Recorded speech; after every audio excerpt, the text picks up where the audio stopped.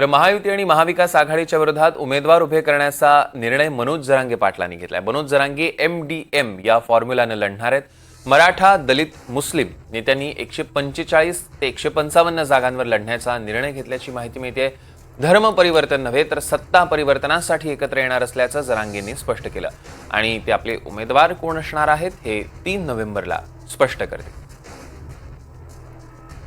महायुती आणि महाआघाडी विरोधात जरांगे आता उमेदवार देणारे हे स्पष्ट झालेलं आहे। MDM या फॉर्म्युलाने मनोज जरांगे लढतील। MDM म्हणजे मराठा, दलित आणि मुस्लिम हा MDM फॉर्म्युला ते वापरतील आणि 145 ते 155 जागांवर लढण्याचा त्यांनी निर्णय घेतलाय अशी माहिती मिळते। आणि धर्म परिवर्तन नव्हे तर सत्ता परिवर्तन होण्यासाठी आम्ही एकत्र आलेलो आहोत असं त्यांनी स्पष्ट केलं। नमस्कार, मी राहुल कुलकर्णी, NDTV मध्ये तुमचं स्वागत आहे। पुन्हा एकदा विनंती, आमचं YouTube चॅनल सबस्क्राईब करा, बेल आयकन दाबा, कारण तुम्हाला इथे कोणाचीही बाजू न घेता जे योग्य आहे त्याचं विश्लेषण ऐकण्यासाठी ही एकमेव जागा आहे। कारण हल्ली जे कोणी पत्रकार आहेत किंवा जे कोणी विश्लेषक आहेत ते कोणाची ना कोणाची तरी बाजू घेऊनच व्यक्त होताना दिसतात आणि त्यामुळे सत्य काय, योग्य काय ते लोकांना कळत नाही। आता श्री मनोज जरांगे पाटील यांनी काल काही दलित बांधव, त्यांचे नेते, मुस्लिम समुदायाची काही महत्वाची मंडळी आणि स्वतः मनोज जरांगे पाटील यांनी एकत्रित पत्रकार परिषद घेतली आणि साधारणपणे सूत्र असं सांगतायत की 145 ते 155 जागेवरती MDM म्हणजे मुस्लिम, मराठा आणि दलित किंवा मुस्लिम, दलित, मराठा असं कॉम्बिनेशन घेऊन आपण विधानसभेच्या निवडणुकीला सामोरे जाऊ असं जरांगे पाटील यांनी घोषित केले, ज्याची अनेक जणांना प्रतीक्षा होती। कारण जरांगे पाटील खरंच निवडणूक लढणार की नाही, लढले तर कोणाला फायदा होईल वगैरे याचं विवेचन कालही सुरू होतं।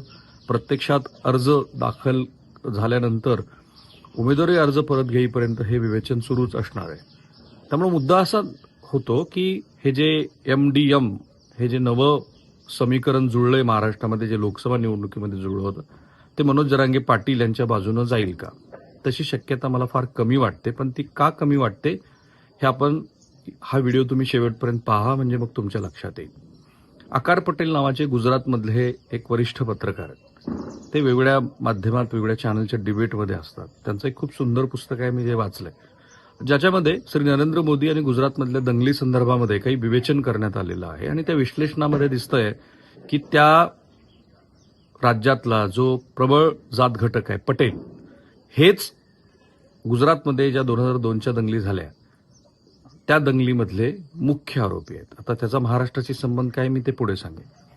बरं, ज्या भूमीमध्ये मनोज जरांगे पाटील सध्या कार्यरत आहे ती मराठवाडा ही निजामांच्या राजवटीतली भूमी होती, निजामाचं इथं राज्य होतं। तेच निजाम की ज्या निजामांनी रझाकाराच्या माध्यमातून अनेक वर्ष इथल्या हिंदू जमातीवरती अन्याय अत्याचार केला आणि त्याचा जेव्हा ऑपरेशन पोलो झालं तेव्हा त्याला रिटॅलिएशन आलं आणि दुर्दैवाने मुस्लिम बांधवांचं सुद्धा त्याच्यामध्ये अपरिमित अशी हानी झाली। 1947 साली आपला देश स्वतंत्र झाला, पण मराठवाडा भूमी ही 1948 साली स्वतंत्र झाली, वर्षभरानंतर। हा संघर्ष कोणाच्या विरोधात झाला हे तुम्हाला माहिती झालं आता मी जे सांगितलं। छत्रपती शिवाजी महाराजांचं राज्य हे कुठल्याही धर्माच्या विरोधात नसलं तरी सुद्धा साधारणपणे महाराजांच्या राज्याची, स्वराज्याची जी मांडणी झाली किंवा जिजाऊनी महाराजांना जे सांगितलं ते काय आहे हे आपल्याला सगळ्यांना माहिती आहे। आणि म्हणून महाराजांची शिकवण जरी वेगळी असली तरी प्रत्यक्षात महाराजांच्या स्वराज्याची मांडणी करत असताना ते इथल्या शासकाच्या म्हणजे मुघल शासकांच्या विरोधातलं होतं। अशा पद्धतीची मांडणी आपण इतिहासामध्ये तरी शिकलेलो आहोत। बरं, ज्या नामांतराच्या चळवळी मराठवाड्यामध्ये झाल्या, म्हणजे डॉक्टर बाबासाहेब आंबेडकर यांचं नाव इथल्या मराठवाडा विद्यापीठाला दिलं गेलं, ज्याचा नामविस्तार झाला, तेव्हाचा जो लढा आहे तो लढा सुद्धा गावकुसामध्ये शिवसेना ही तेव्हाचा जो प्रबळ राजकीय पक्ष होता, ज्याचा उदय मराठवाड्यामध्ये खूप मोठ्या प्रमाणामध्ये झाला, घरात नाही पीठ आणि मागतं विद्यापीठ अशी म्हणणारी शिवसेना, ही संघर्षाची पार्श्वभूमी आहे।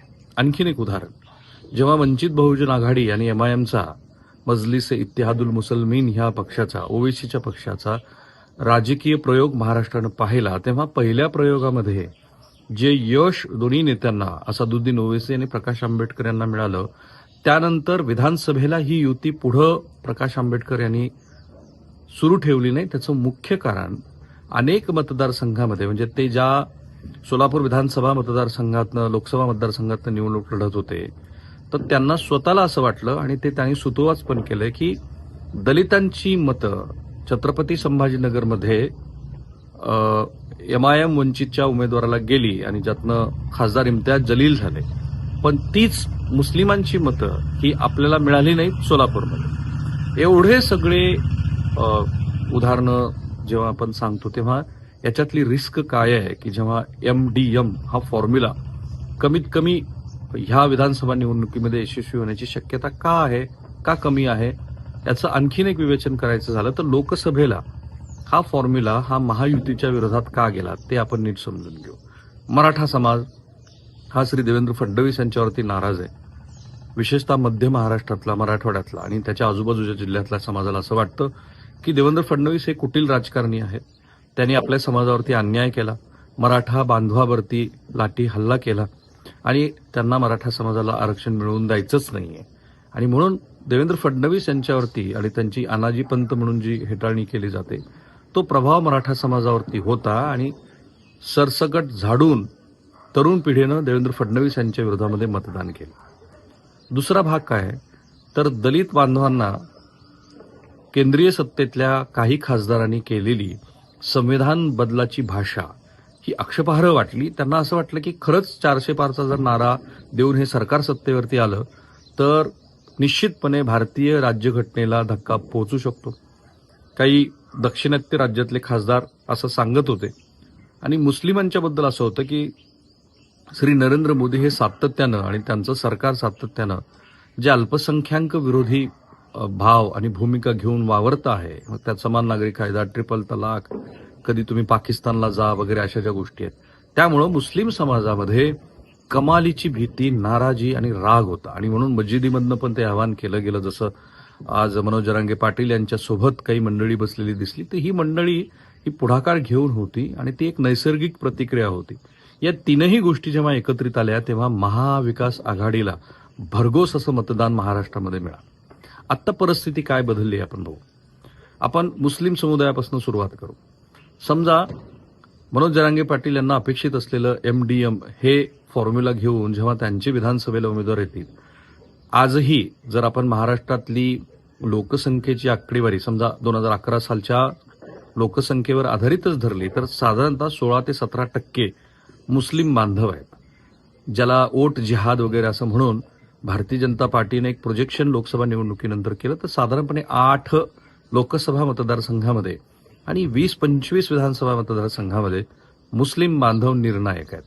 रिझर्व्ह कॅटेगरीच्या SC आणि STच्या जवळपास SCच्या 29 विधानसभा मतदारसंघ आहेत. म्हणजे साधारणपणे मुस्लिम बहुल SC रिझर्व्ह कॅटेगरीच्या आणि मराठा समाजाचं प्राबल्य असलेल्या 151 जागा जर आपण धरल्या तर 288 पैकी 177 ते 190 जागेवरती या युतीचा, या जात घटकांचा प्रभाव आहे. पण असं असून सुद्धा प्रत्यक्षात हे मतदानामध्ये का येणार नाही तर त्याचं एक कारण की जेव्हा मुस्लिम समुदाय हा एक गठ्ठा मतदान करतो आणि ते भारतीय जनता पार्टीच्या विरोधात असतं तेव्हा ते त्यांची पहिली प्राथमिकता त्यांचा स्वतःचा पक्ष म्हणून जे MIM सारखे पक्ष स्वतःला सांगतात किंवा वंचितचा प्रयोग जेव्हा होतो तेव्हा ते भारतीय जनता पार्टीच्या आणि आता महायुतीच्या उमेदवाराला पाडणारा उमेदवार कोण आहे त्याच्याकडे बघतात. मग तो कधी त्यांना राष्ट्रवादी काँग्रेसच्या शरद पवार गटाचा चालेल, अगदी उद्धव ठाकरे यांचा चालेल किंवा काँग्रेसचा चालेल, जो नैसर्गिक पक्ष आहे. अशा वेळेला जर मनोज जरांगे पाटील यांचे उमेदवार हे निवडणुकीच्या रिंगणामध्ये असतील, प्रभावी असतील, परंतु त्या ठिकाणी जर या उमेदवाराकडून भारतीय जनता पार्टीचा किंवा महायुतीच्या उमेदवाराचा पराभव होण्याची शक्यता कमी असेल तर अगदी धर्मगुरूनं सांगितलं तरी सुद्धा ही मतदार मंडळी ही मनोज जरांगे पाटील यांच्या उमेदवाराला मतं देण्याची शक्यता कमी आहे. दलित बांधवामध्ये भारतीय जनता पार्टीनं एक राजकारण काय केलंय तर जेव्हा लोकसभेचा निकाल आला तेव्हापासून भारतीय जनता पार्टीनं सातत्यानं सांगितलं की संविधान बदल हे एक फेक नेरेटिव्ह आहे आणि ती गोष्ट हळूहळू आता पर्क्युलेट होत गेलेली आहे अजूनही. कारण मी जेव्हा सोलापुरात बौद्ध बांधवांशी संवाद साधला तेव्हा भारतीय जनता पार्टी असं करणारच नाही याबद्दल या मंडळींच्या मनामध्ये साशंकता आहे. पण दलित म्हणजे सर्व दलित नाहीत. बौद्ध समुदाय वगळता इतर समुदायामध्ये हिंदुत्ववादी विचाराचं पेनिट्रेशन, प्रचार आणि मतदान हे मोठ्या प्रमाणामध्ये झालेलं आहे. त्यामुळे तोही भाग नाही. आणि तिसरा महत्वाचा मुद्दा तो म्हणजे मराठा समाज. आजही मनोज जरांगे पाटील यांचा विशेषतः तरुण वर्गावरती असलेला प्रभाव हा कमालीचा आहे. त्यांनी जी काही विश्वासार्हता कमावलेली आहे ती निश्चितपणे दिसते आहे. प्रस्थापित असलेल्या कोणत्याही नेत्यापेक्षा मनोज जरांगे पाटील यांच्या मागे समाज आहे.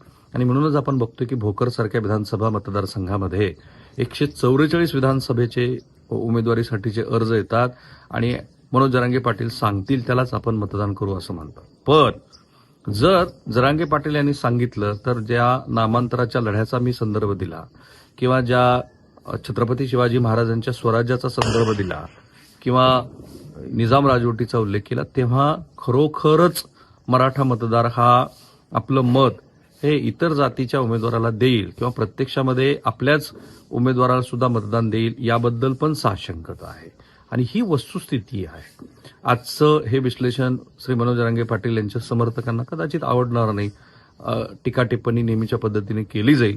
परंतु जेव्हा एखादी राजकीय गोष्ट आपण करत आहोत तेव्हा त्या राजकीय गोष्टीमागं जर हे सगळे संदर्भ पुन्हा नव्याने नाही तपासले तर गफलत होण्याची अधिक शक्यता असते आणि अंतिमतः त्यामुळं चळवळीचं जो विषय घेऊन आपण पुढे आलेलो आहोत त्याचंही नुकसान होऊ शकतं. माझ्या मते मनोज जरांगे पाटील यांच्या संदर्भातल्या प्रत्येक घडामोडीची आम्ही जेवढ्या बारकाईनं दखल घेत आहोत तेवढं कुणीही घेताना मला दिसत नाही. त्याचं कारण आहे की एवढे सगळे तानेबाने प्रत्यक्ष जमिनीवरून फिरून जेव्हा तुम्ही लोकांशी संवाद साधता त्यावेळेला तुम्हाला लक्षात येत असतं. सो थांबूया आपण इथे. या विश्लेषणामध्ये सुद्धा काही मुद्दे राहिलेले असू शकतात. तर ते कोणते राहिलेत हे तुम्ही ह्या व्हिडिओच्या कमेंट बॉक्समध्ये जरूर सांगा. आणि आमचं जे युट्यूब चॅनल आहे ते सबस्क्राईब करा, बेल आयकॉन दाबा आणि हे व्हिडिओ अधिकात अधिक लोकांपर्यंत पोहोचवा. कारण मी तुम्हाला खात्रीने सांगतो सखोल निष्पक्ष असं विश्लेषण तुम्हाला याशिवाय कुठेही पाहता येणार नाही. धन्यवाद.